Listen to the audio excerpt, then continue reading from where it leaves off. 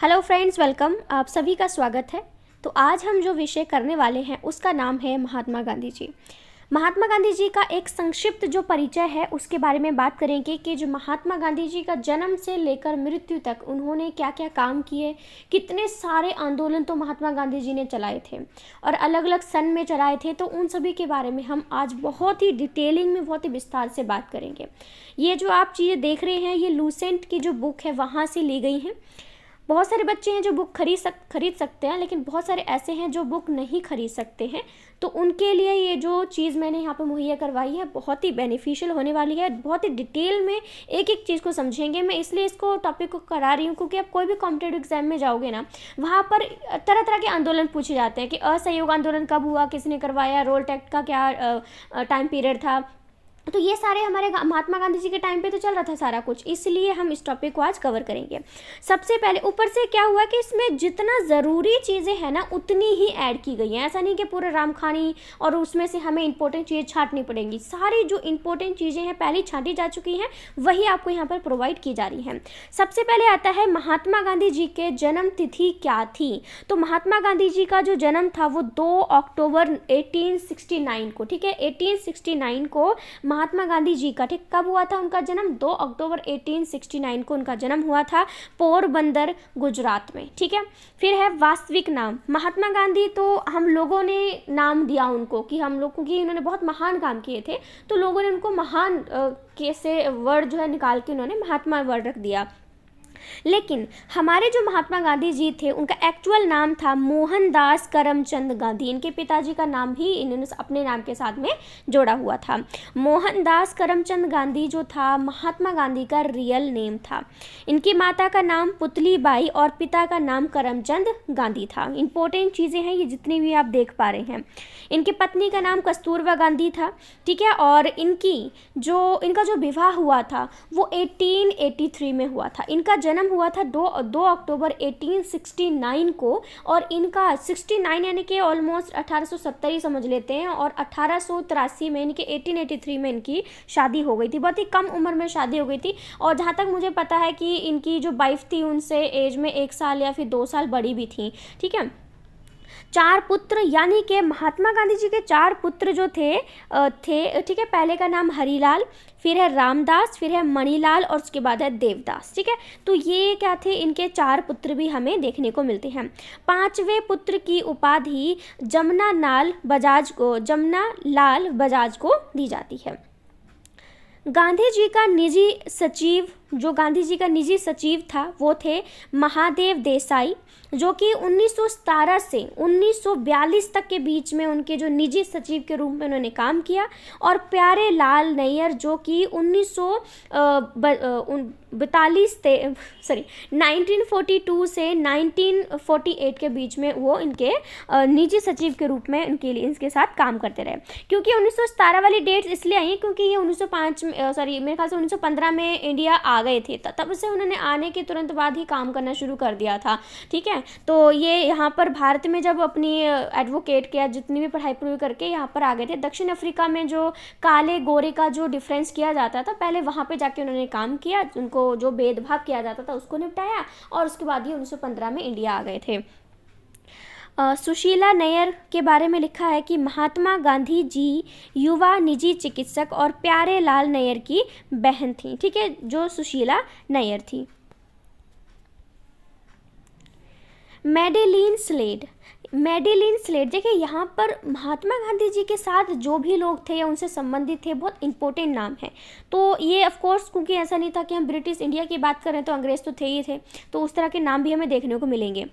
Madeline slayed यह एक British महिला थी जिन्होंने महात्मा गांधी के नेतृत्व में आंदोलन में शामिल होने के लिए ब्रिटेन छोड़ दिया था। कितनी इम्पोर्टेंट बात है, इन्होंने महात्मा गांधी जी के जो आंदोलन कर रहे थे उसमें शामिल होने के लिए ब्रिटेन तक छोड़ दिया था मैडेलिन स्लेड ने, ठीक है। तो याद रखिएगा, यह मीरा बहन के नाम से भी जानी जाती थी। इन्हें मीरा बहन भी कहा जाता था। इंडिया में नाम रख दिया होगा, इनका नाम थोड़ा अंग्रेजों वाला है, थोड़ा मुश्किल होता होगा, इसलिए शायद इंडिया में इनको मीरा बहन के नाम से भी जाना जाता है या जाना जाता था। लंदन में 1891 में बैरिस्टर की परीक्षा उत्तीर्ण की और वकालत करने बम्बई आ गए, क्योंकि लंदन में जाकर इन्होंने बैरिस्टर की जो पढ़ाई थी वो 1891 में जो है उन्होंने अपनी परीक्षा को कंप्लीट किया और वकालत करने के लिए ये बम्बई आ गए थे। आपने यहाँ पे देखा होगा कि महात्मा गांधी जी का जो जन्म था वो 1869 में हुआ था, इनकी शादी 1883 में हो गई थी और ये गए कहाँ थे, लंदन में 1891 में जो है बैरिस्टर की उन्होंने परीक्षा भी उत्तीर्ण कर ली थी और वकालत के लिए ये बम्बई चले गए थे, यानी शादी के बाद ये लंदन में गए थे और वहाँ से अपनी जितनी भी एजुकेशन थी कंप्लीट करके ये वापस इंडिया आ गए थे। एक मुस्लिम व्यापारी दादा अब्दुल्ला ने इन्हें अपने फर्म की कानूनी कार्यवाहियों के लिए नियुक्त किया। इसी सिलसिले में अप्रैल 1893 में दादा अब्दुल्ला के मुकदमे की पैरवी हेतु दक्षिण अफ्रीका के लिए ये रवाना हो गए थे। ठीक है, यानी 1893 में ये दादा अब्दुल्ला का मुकदमा था, उसकी पैरवी करने के लिए ये दक्षिण अफ्रीका रवाना हुए थे। अब ये तो हमें हमेशा याद रहता है कि दक्षिण अफ्रीका से ये इंडिया कब आए थे, लेकिन ये गए कब थे तो उसकी डेट भी लिखी है 1893 में ये दक्षिण अफ्रीका के लिए रवाना हो गए थे, जहाँ पर ये सबसे पहले नटाल यानी कि डरवन बंदरगाह 24 मई 1893 को SS सफारी नामक जहाज में पहुँचे थे। 7 जून 1893 को गांधी जी ने डार्विन से प्रिटोरिया जाने वाली ट्रेन पकड़ी थी। उस दिन गांधी जी के पास उसी ट्रेन की प्रथम श्रेणी का टिकट था, लेकिन रंग भेद के कारण उन्हें जबरन तृतीय श्रेणी में जाने के लिए कहा गया था। अब देखो, आप चाहे क्या बोलते हैं इसको, हेलीकॉप्टर कह लो या फिर एरोप्लेन कह लो, वहाँ पर आप जाते हैं तो वहाँ पर भी first class, second class, third class, इस तरह की चीज़ें होती हैं। आपने टाइटन मूवी देखी होगी, उसमें भी हमें देखने को मिला है कि फर्स्ट क्लास और थर्ड क्लास या सेकंड क्लास का भी डिवीज़न किया गया था। तो ये ट्रेन से जा रहे थे वहाँ पर, तो ये कह रहे हैं कि इनके पास क्या था कि फर्स्ट क्लास की टिकट थी इनके पास, कि वहाँ पर ऐशो आराम से बैठ के जा सकते थे, क्योंकि आपको पता है फैसिलिटी फर्स्ट क्लास में बहुत ज़्यादा अच्छी होती है, वेटर वगैरह, खाना पीना सब कुछ बहुत अच्छा होता है। तो इनके पास भी वही टिकट था, लेकिन रंग भेद के कारण इन्हें जबरन जो है वो तृतीय श्रेणी में जाने के लिए कहा गया था। क्योंकि महात्मा गांधी जी की स्किन जो थी, आप देखें तो इंडियन ब्राउन स्किन के होते हैं, तो कलर भेद इनके साथ ट्रेन में हुआ था। नहीं जाने पर जबरन उन्हें पीटर मारिटबर्ग स्टेशन पर धक्का देकर नीचे उतार दिया गया, क्योंकि हमारे गांधी जी इतने आसानी से तो नहीं मानने वाले कि आपने बोल दिया कि हम थर्ड उसमें डिवीज़न में चले जाओ आप और ही चले जाएं।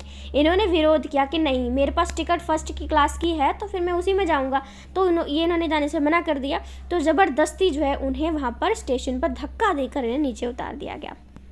चलिए, अब आती हैं बहुत बहुत इम्पोर्टेंट चीज़ें, गांधी जी और दक्षिण अफ्रीका। चलिए, क्योंकि ये रवाना कब हुए थे, अभी हमने देखा कि ये रवाना कब हुए थे, ये 1893 में ये रवाना हो गए थे दक्षिण अफ्रीका जाने के लिए।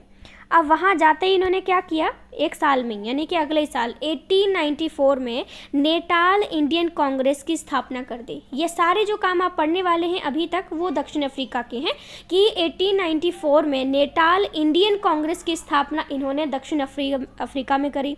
1903 में इंडियन ओपिनियन नामक साप्ताहिक पत्र का प्रकाशन किया। इंडियन ओपिनियन यानी जो भारतीय जो ओपिनियन है नामक एक साप्ताहिक पत्र जो था वो भी इन्होंने वहाँ पर 1903 में प्रकाशित कर दिया। 1904 में फिनिक्स आश्रम की भी इन्होंने स्थापना कर दी। अब शायद आश्रम की हम लोग बात करते हैं तो जिनके साथ भेदभाव किया जाता था या खुद के रहने के लिए भी इन्होंने एक फिनिक्स आश्रम जो था 1904 में उसकी स्थापना कर दी। 1910 में टाइल्सटाई फॉर्म की स्थापना भी इन्होंने करी थी और इस फॉर्म की स्थापना जर्मन शिल्पकार ये मुझे लगता है थोड़ा मिसप्रिंट हो गया है तो इसको मैं थोड़ा छोड़ दूंगी, गलत पढ़ाने से तो बेटर है मैं ना पढ़ाऊँ, है ना। 1910 में क्या हुआ, हिंद स्वराज का पहला गुजराती संस्करण Phoenix international printing press Swaraj की व्याख्या, मतलब ये यहाँ पे छोटे छोटे फॉर्म में दे रखा है इन्होंने कि ये जो 1910 में इन्होंने काम किए थे। और 1915 में गांधी जी दक्षिण अफ्रीका से भारत वापस आ गए थे, जैसे कि मैंने आपको यहाँ पर बोला था। ठीक है,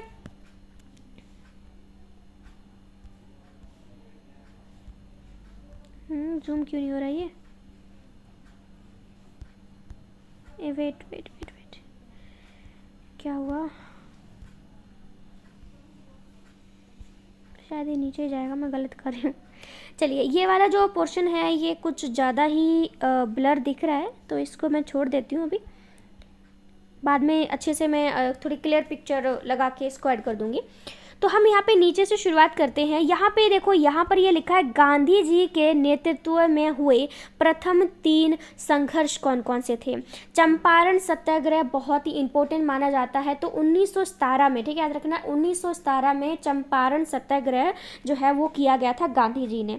अहमदाबाद बिल मजदूर हड़ताल 1918 में, और खेड़ा सत्याग्रह भी 1918 में ही किया गया था। ठीक है, चंपारण सत्याग्रह कब किया गया, चंपारण सत्याग्रह 1917 में किया गया। अहमदाबाद मिल मजदूर हड़ताल 1918 में हुई थी, और खेड़ा जो सत्याग्रह है वो भी 1918 में ही महात्मा गांधी जी के द्वारा किया गया था। और ये सबसे स्टार्टिंग के थे, क्योंकि 1915 में आए और उसके बाद सीधा ही उन्होंने चंपारण बिहार में, मेरे ख्याल से, तो वहाँ से उन्होंने अपना काम जो है वो करना शुरू कर दिया। चंपारण बिहार थोड़ा मुझे कन्फ्यूज़न है, मुझे कमेंट करके बताइएगा, नहीं तो मैं खुद चेक करके बताती हूँ, कई बार हो जाता है स्किप दिमाग से, ऐसी बड़ी बात नहीं है। गांधी जी ने असहयोग आंदोलन 1 अगस्त 1920 को प्रारंभ कर दिया था। अब ये इम्पोर्टेंट डेट आ जाती है कि असहयोग आंदोलन कब शुरू किया गया था, तो असहयोग आंदोलन 1 अगस्त 1920 को शुरू किया था महात्मा गांधी जी ने।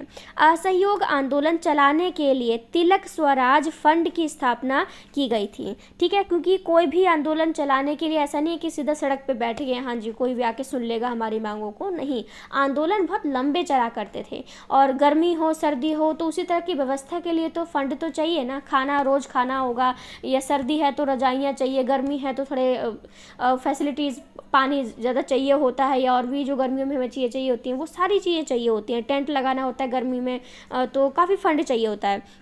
तो महात्मा गांधी जी ने असहयोग आंदोलन 1 अगस्त 1920 को शुरू कर दिया था, और असहयोग आंदोलन चलाने के लिए तिलक स्वराज फंड की स्थापना की गई थी। इस आंदोलन के दौरान गिरफ्तार होने वाले पहले प्रमुख नेता मोहम्मद अली थे। ठीक है, क्योंकि आज भी आप देखोगे कि कोई भी आंदोलन करता है तो पुलिस उन्हें गिरफ्तार करके ले जाती है, तो ये इतनी इम्पोर्टेंट घटना थी कि मोहम्मद अली पहले ऐसे व्यक्ति बने जिनको पुलिस गिरफ्तार करके इस आंदोलन के टाइम पे ले गई थी। ठीक है, तो मोहम्मद अली ऐसे पहले थे। असहयोग आंदोलन शुरू करने से पहले गांधी जी ने ब्रिटिश सरकार द्वारा प्रथम विश्व युद्ध में सहयोग के बदले अंग्रेजों द्वारा दी गई कैसरे हिंद की उपाधि वापस कर दी थी, क्योंकि ऑफ कोर्स जब पहला विश्व युद्ध हुआ था तब अंग्रेजों ने भारत से हेल्प मांगी थी, तो इनकी हेल्प की थी और अंग्रेजों ने इन्हें कैसर ए हिंद की उपाधि दी थी।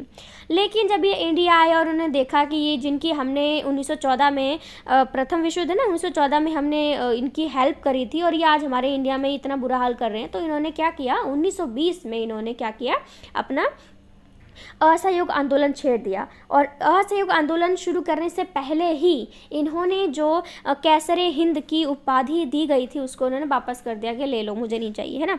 उसके बाद है जमुना लाल बजाज ने अपनी राय बहादुर की उपाधि भी वापस कर दी थी। अब ये नाम आपके लिए कुछ नया नहीं होगा, क्योंकि अभी ऊपर हम करके हटे जिसमें हमने बताया कि 4 पुत्र के नाम बताए और 5वें की जो उपाधि थी वो जमुना लाल बजाज थे।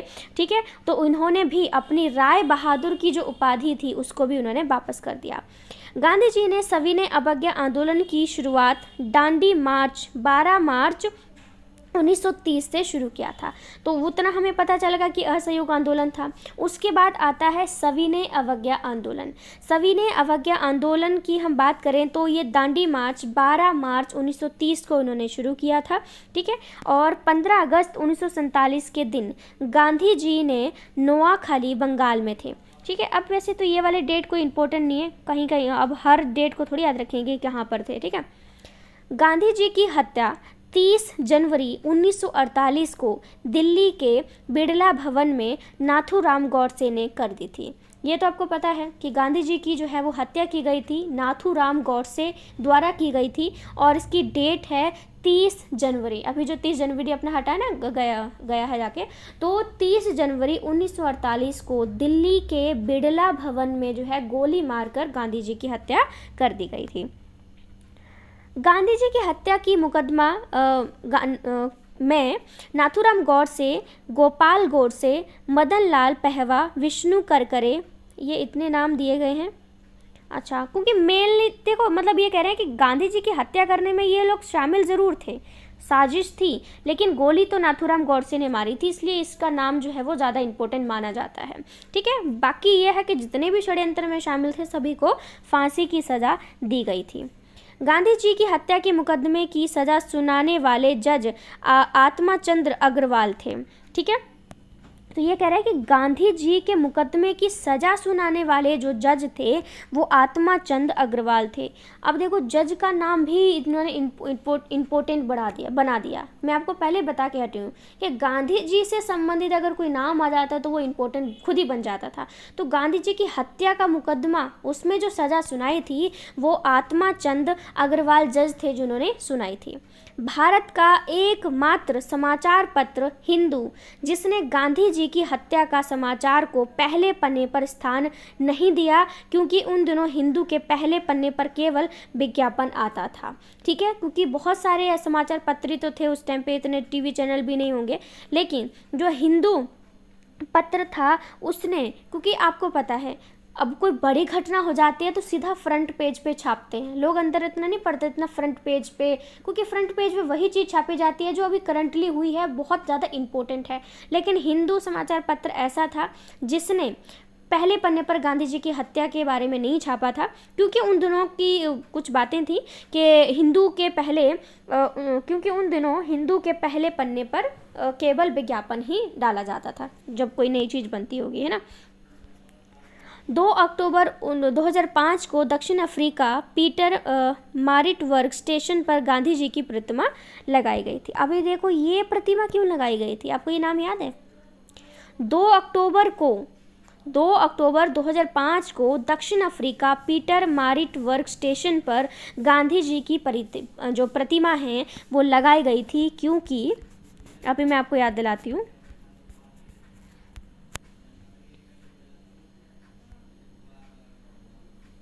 ये देखिए क्यों, क्योंकि इसी स्टेशन पर इन्हें धक्का देकर रेल से उतार दिया गया था, क्योंकि इन्हें तृतीय श्रेणी के जो कोच होता है, ट्रेन के डब्बे होते हैं, वहाँ पर इन्हें भेजा जा रहा था, इसलिए वहाँ उनकी बेइज्जती की गई थी, धक्का मार के गांधी जी को उतारा गया। भाई तो कितनी बड़ी बेइज्जती की बात थी, इसलिए जब इनकी डेथ हुई तो वहाँ पर इनकी प्रतिमा बनाई गई थी। गांधी जी की प्रतिमा आप देखेंगे इंडिया में तो हर जगह आपको मिली जाएगी, दूसरे देशों में भी गांधी जी की जो प्रतिमा है वो आपको देखने को मिल जाएगी। बहुत बड़ी बड़ी प्रतिमाएं गांधी जी की बनाते रहे हैं और अभी आगे भी बनती रहेंगी।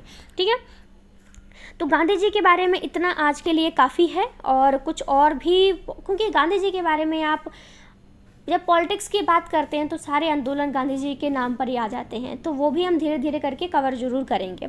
बाकी आपको सेशन अच्छा लगा हो तो मुझे कमेंट करके ज़रूर बता सकते हैं। So thank you so much friends, thank you.